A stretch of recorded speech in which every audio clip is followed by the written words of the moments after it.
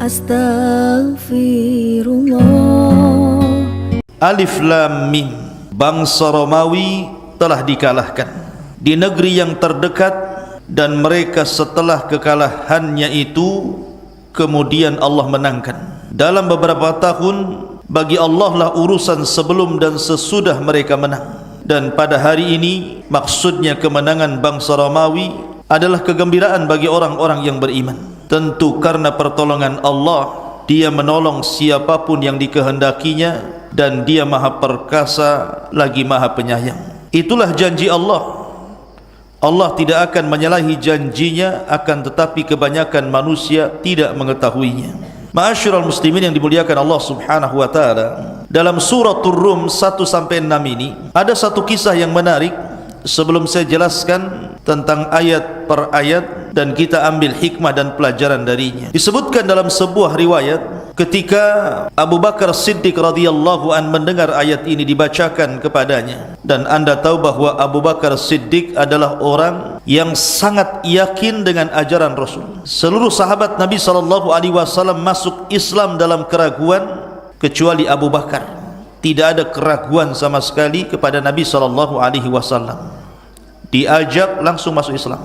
Lah ketika mendengar surah ini, suratul Rum 1-6 ini, bahwa orang-orang Romawi setelah terkalahkan dari Persia dalam beberapa tahun ke depan, Allah akan memberikan pertolongan dan mampu mengalahkan kembali orang-orang Persia. Jadi begini ikhwan, di zaman Nabi SAW sebelum hijrah dari Mekah ke Madinah, negara yang paling kuat saat itu adalah Romawi dan juga Persia. Romawi dipimpin rajanya Kaisar, dan Persia dipimpin rajanya Kisra. Itu istilah Kisra bagi raja Persia dan Kaisar bagi raja Romawi. Sama dengan Tuba bagi raja Yaman, Fir'aun bagi raja Mesir.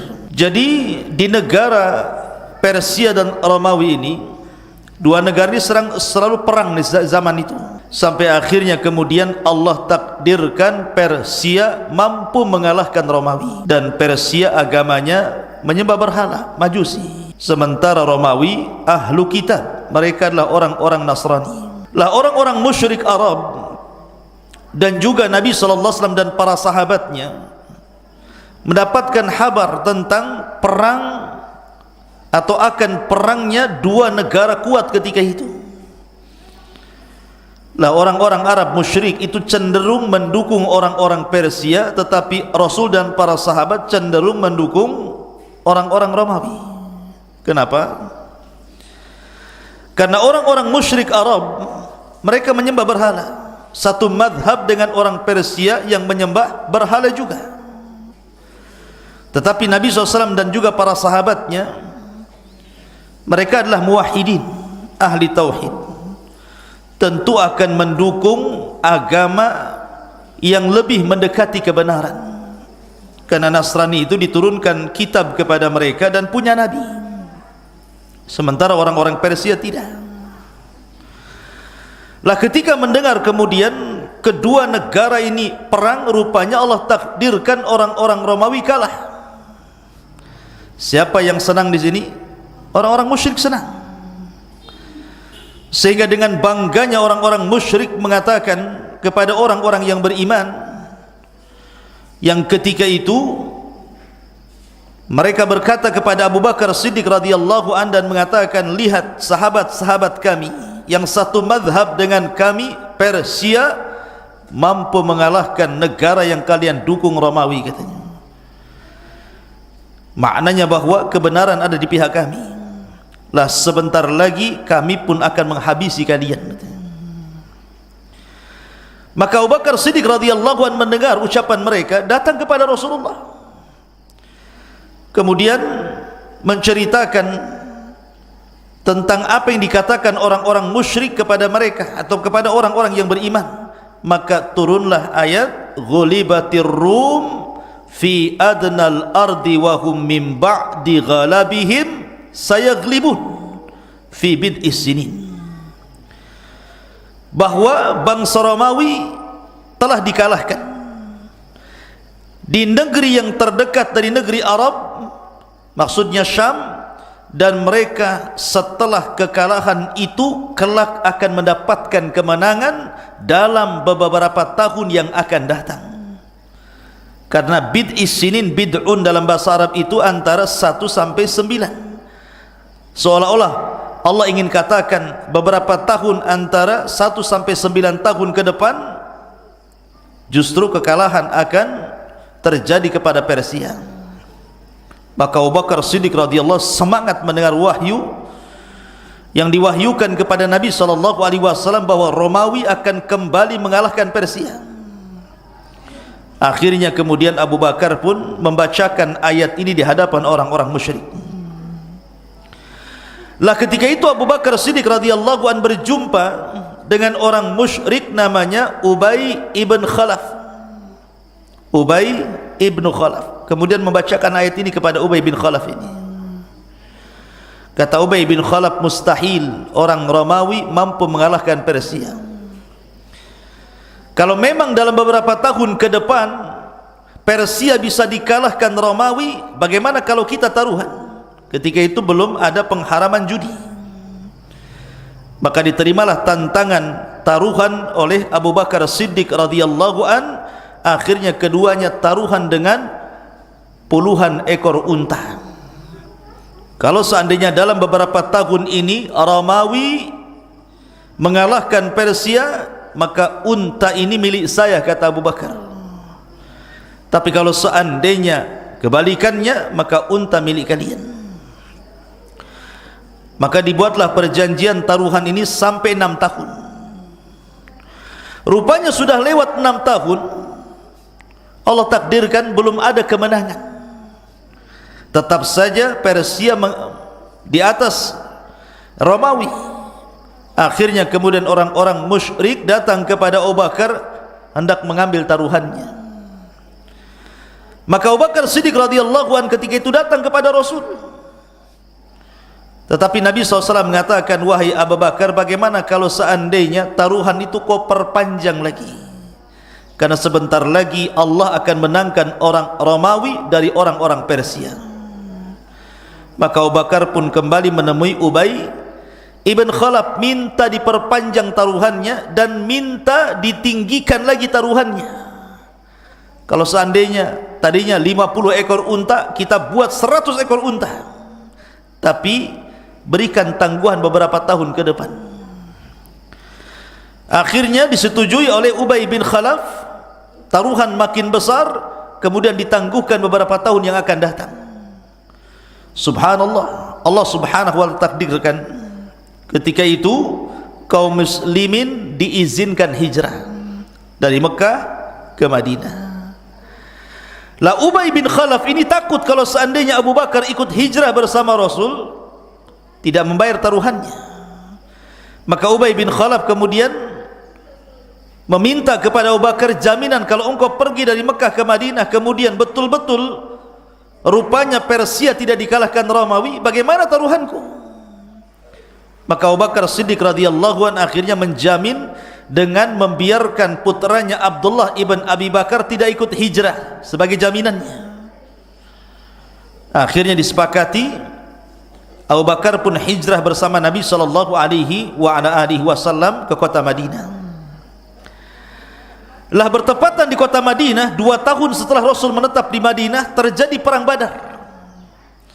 Dan di perang inilah Allah Subhanahu wa taala menangkan kaum muslimin bertepatan dengan penyerangan Romawi kepada Persia, dan Allah menangkan Romawi. 2 kemenangan di sini. Orang-orang Islam menang dalam Badar dan orang-orang Romawi menang melawan Persia. Dari sini Allah Subhanahu wa taala berfirman, wa yauma idzin yafrahul mu'minun binasrillahi yansuru man yasha. Dan pada hari ini terjadi kemenangan sehingga orang-orang yang beriman berbahagia karena pertolongan Allah, dia menolong siapapun yang dikehendakinya. Jadi kaum muslimin mendapatkan kebahagiaan 2. Pertama menang di Badar, kemudian mendapatkan kabar gembira bahwa orang-orang Romawi mengalahkan orang-orang Persia. Lah Allah takdirkan Ubay ibn Khalaf ini terlibat dalam perang Uhud. Kemudian dia terluka, kemudian dia meninggal dalam pasukan orang-orang musyrik. Akhirnya Nabi SAW memerintahkan Abu Bakar untuk mengambil taruhan Ubay bin Khalaf dari harta warisannya. Diambillah kemudian taruhan itu oleh Abu Bakar Siddiq radhiyallahu an, dan Nabi SAW mengatakan bersedekahlah dengan taruhan itu. Baru setelah itu turun ayat tentang haramnya perjudian. Tidak boleh lagi setelah peristiwa ini.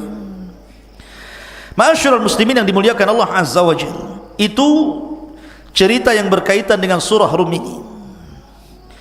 Pertanyaannya ikhwatu fiddin, dalam Al-Quran kenapa Allah subhanahu wa ta'ala memberi nama surat itu dengan surah Rum, surat Romawi? Rum kan suratul Rum. Siapa Rum ini sebenarnya? Dan kenapa pula Allah subhanahu wa ta'ala memberi nama surat itu dengan suratul Rum? Ma'asyiral muslimin yang dimuliakan Allah Azza wa Jalla, pertama kita akan kenal dulu siapa Rum itu, siapa bangsa Romawi itu. Ibrahim alaihi salatu wassalam memiliki banyak anak, yang paling masyhur dua. Satu Ismail dari keturunan Hajar, dan dua Ishak dari keturunan Sarah. Dari Ishak inilah lahir dua putra. Satu Ya'qub ibn Ishak, yang kemudian dikenal dengan Israel, dan turunannya disebut Bani Israel. Kemudian yang kedua, Nabi Ya'qub juga punya putra namanya Ish ibn Ya'qub. Lah Ish ibn Ya'qub inilah kemudian disebut Asfar, maka turunannya disebut Bani Asfar, atau disebut juga dengan Romawi. Jadi Bani Israel dengan bangsa Romawi itu sebenarnya bersaudara, karena semuanya turunan daripada Ishak.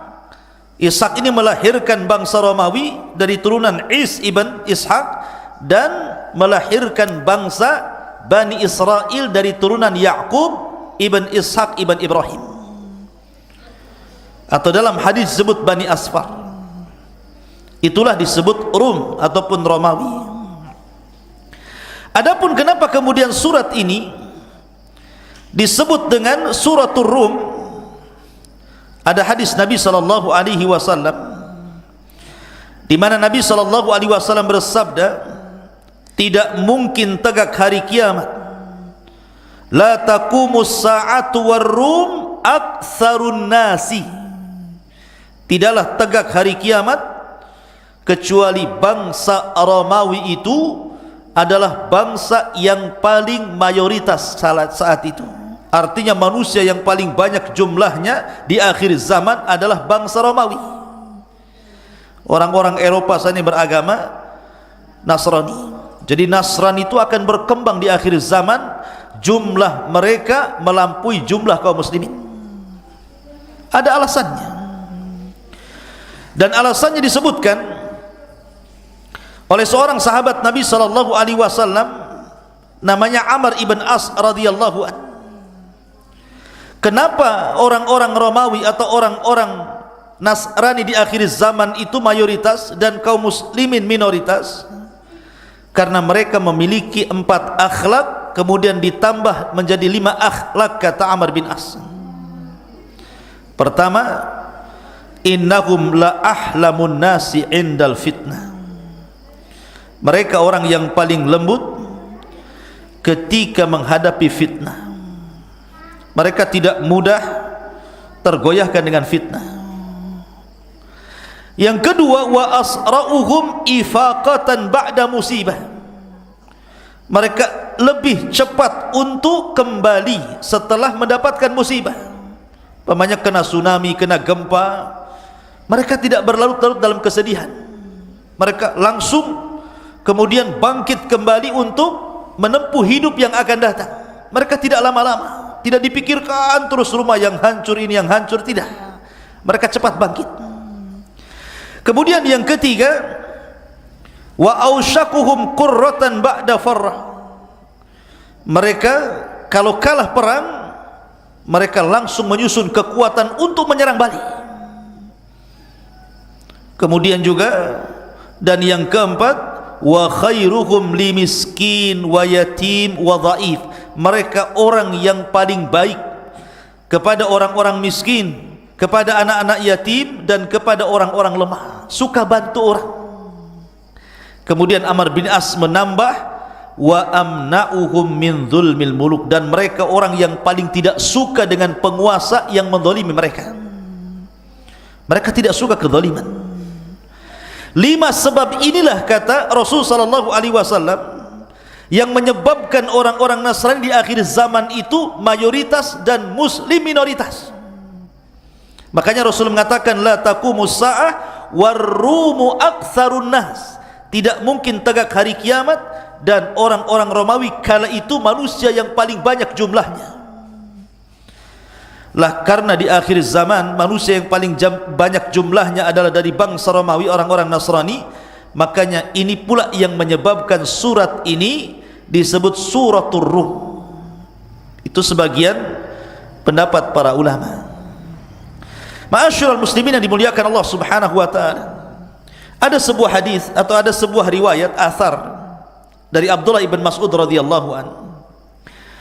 Kata Abdullah ibn Mas'ud radhiyallahu anhu, khamsun qad madaina. 5 perkara sudah berlalu zamannya. Kemudian kata Abdullah ibn Mas'ud, yang pertama ad-dukhan, yang kedua al-qamaru, yang ketiga ar-rumu, yang keempat al-batshu, dan yang kelima al-lizamu. Pertama dukhan, asap tebal. Ini pernah terjadi di zaman Nabi sallallahu alaihi wasallam. Dan ini ingat pendapat Abdullah bin Mas'ud, bahwa suatu ketika Nabi SAW telah mendoakan orang-orang musyrik Arab itu dengan paceklik panjang seperti paceklik di zaman Nabi Yusuf. Akhirnya doa Nabi dikabulkan karena kesyirikan mereka, orang-orang Arab ini, sehingga lama tidak turun hujan, sehingga akhirnya debu di mana-mana. Debu ini mengapung ke langit, kemudian membentuk semacam asap yang dalam bahasa Arab disebut dukhan. Abdullah bin Mas'ud mengatakan bahwa dukhan itu telah terjadi, walaupun pendapat yang kuat dukhan itu belum terjadi, karena dukhan itu sebenarnya peringatan terakhir dari tanda-tanda kiamat besar. Peringatan terakhir setelah munculnya dabatun minal ardh, binatang yang melata keluar dari perut bumi kemudian bisa bicara, baru kemudian dukhan. Dan alhamdulillah rupanya dukhan tidak terjadi di Ramadan kemarin. Ramadan ini pun tidak juga, nggak jadi juga. Ada dukhan, adalah dukhannya motor tuh di jalan-jalan, asap motor. Jadi dukhan itu belum berlaku, tetapi sekali lagi ini pendapat Abdullah bin Mas'ud sudah pernah terjadi. Kemudian yang kedua al-qamaru, terbelahnya bulan sudah terjadi di zaman Nabi SAW. Kemudian Rum, maksudnya Rum dikalahkan orang Persia. Kemudian setelah beberapa tahun, antara 1 sampai 9 tahun, rupanya Romawi bisa mengalahkan Persia, dan itu sudah berlalu. Adapun al-batsyatu wal lizam ini bicara tentang perang Badar, kemenangan dalam perang Badar dan kehinaan bagi orang-orang musyrik yang berperang dalam Badar, dan itu sudah berlalu. Maka dari sini Abdullah bin Mas'ud radhiyallahu anhu menyebutkan bahwa khamsun qad madaina, 5 perkara sudah lewat zamannya. Salah satunya beliau menyebutkan Rum, bangsa Romawi, maksudnya kekalahan Persia di tangan Romawi. Dan itulah Allah Subhanahu wa taala berkehendak seperti itu. Itu makna secara global. Kita masuk pada ayat. Allah Subhanahu wa taala berfirman, Alif Lam Mim. Anda sering melihat dalam Al-Qur'an ada huruf-huruf hijaiyah, Alif Lam Mim, Alif Lam Ra, Qaf, Nun, gitu ya. Kebanyakan ahli tafsir hanya mengatakan Allahu a'lamu bimuradihi bihi, Allah yang lebih tahu tentang maksud kalimat-kalimat itu. Tetapi ahli tafsir mengatakan, kenapa Allah Subhanahu wa taala terkadang memulakan ayat dalam Al-Qur'an itu dengan huruf muqatta'ah, alif lam mim, alif lam ra, ha ain sad gitu ya. Sebenarnya Allah Subhanahu wa taala ingin menantang orang-orang Arab. Orang-orang Arab itu bicara dengan bahasa Arab, dan bahasa Arab itu terangkai dari huruf hijaiyah, dari alif, ba, ta, sa, jim, ha, kha, dal, dal, begitu seterusnya. Terangkailah sebuah bahasa yang disebut dengan bahasa Arab. Seolah-olah Allah ingin mengatakan, kalian berbicara dengan bahasa Arab, dan bahasa Arab itu tidak lepas daripada alif, lam, mim, nun, waw, dan begitu seterusnya. Al-Quran ini sama terangkai dari huruf-huruf hijaiyah ini. Kalau memang kalian sanggup mendatangkan Al-Quran dengan bahasa kalian, datangkan Quran semisal ini. Maka kalian tidak akan sanggup, padahal Quran bahasa Arab dan kalian juga berbahasa Arab. Dalam Al-Quran juga terangkai dari alif, ba, ta, sa, sebagaimana kalian juga kalau bicara terangkai dengan huruf-huruf itu. Kalau kalian tidak yakin dengan Al-Quran, coba datangkan, rangkaikan semisal Al-Quran. In kuntum shadiqin, kalau kalian sanggup. Kalian tidak akan sanggup. Jadi huruf-huruf alif, lam, mim, nun, waw, dan lain sebagainya, itu adalah Allah Subhanahu wa ta'ala ingin menantang orang-orang Arab yang tidak yakin dengan Al-Quran untuk mendatangkan satu surat di dalam Al-Quran atau semisal dengan Al-Quran, dan mereka tidak akan sanggup. Kalau Allah mengatakan ghulibatir rum fi adnal ardi wa hum min ba'di ghalabihim sayaghlibun, bangsa Romawi telah dikalahkan oleh Persia di negeri yang terdekat adnal ardi, maksudnya yang terdekat Syam. Ada yang mengatakan Urdun. Dan mereka setelah kekalahannya akan mengalami kemenangan. Ini kabar dari Allah Azza wa Jalla. Terkadang Allah itu, ikhwan, menampakkan kepada nabinya perkara-perkara gaib menjadi sebuah kenyataan. Tapi tidak semua, karena tidak semua perkara-perkara gaib itu Nabi SAW tahu waktunya. Tapi di sini Allah Subhanahu wa taala memberi tahu waktunya kepada Rasul SAW fi bid'i sini. Bid' itu 1 sampai 9. Berarti 1 tahun sampai 9 tahun Romawi akan balik mengalahkan Persia. Tapi tidak semua kabar langit itu Nabi SAW tahu kapan terjadi. Contoh kiamat, tidak ada yang tahu kecuali Allah Azza wa Jalla. Sampai malaikat Jibril datang kepada Rasul menanyakan soal kiamat, Rasul justru mengatakan mal mas'ulu anha bi'a'lama minas sa'il. Tidaklah orang yang bertanya lebih paham daripada orang yang ditanya.